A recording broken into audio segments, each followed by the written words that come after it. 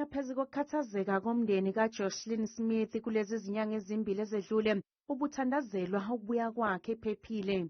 Ask her, she must please tell me what happened with Jocelyn that day. When she come that night past 10 to me, what happened to Jocelyn that day and night. I feel Jocelyn is still alive. In my heart, I feel she's still alive.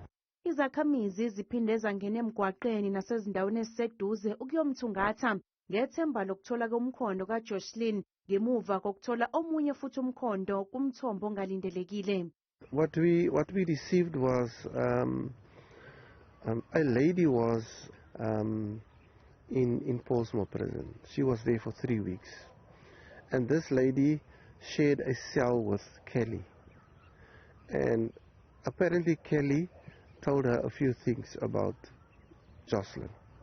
Njengoba ukuthungathwa kukaJocelyn kungenele enyangeni esithathu, amalungu omphakathi athi ahlalele ovalweni lokusabela ukuphepha kwezingane zawo. And this is the place where we come together every night to pray on behalf of us, so the Lord can bring her back safely and unharmed.